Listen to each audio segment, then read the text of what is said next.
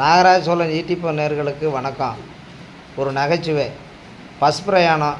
2 பெண்கள் பக்கத்தில் உக்காந்துருக்காங்க.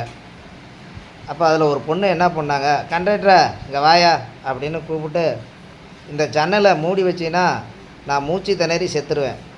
உடனே பக்கத்தில் இருக்கிற அம்மா, இந்த மாதிரியா, அந்த அம்மா சொல்கிறது மாதிரி நீ ஜன்னலை திறந்து வச்சின்னா நான் குளிர் தாங்க முடியாமல் செத்துருவேன். மண்டையை பிச்சுக்கிறார் கண்டக்டர், என்ன பண்ணுறதுன்னு தெரியாமல்.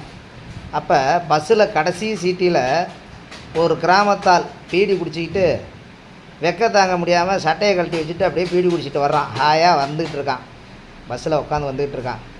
அப்போ கண்டக்டரை பார்த்து, கண்டக்டரை இங்கே வாங்க அப்படிங்கிறான் இந்த கிராமத்தால். உடனே, இரியா என்னையா உனக்கு பிரச்சனை, இரியா வரேன் அப்படின்ட்டு போகிறார் கண்டக்டரு. அங்கே என்னையா பிரச்சனை அப்படின்னு கேட்குறான் அந்த கிராமத்தால்.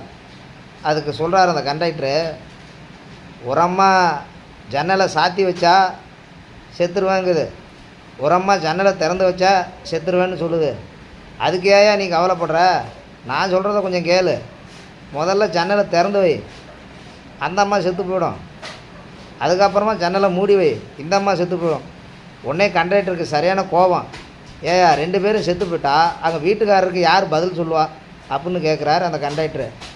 கவலைப்படாதீங்க, 2 பேர்த்துக்கு நான் தான் வீட்டுக்காரங்கிறார்.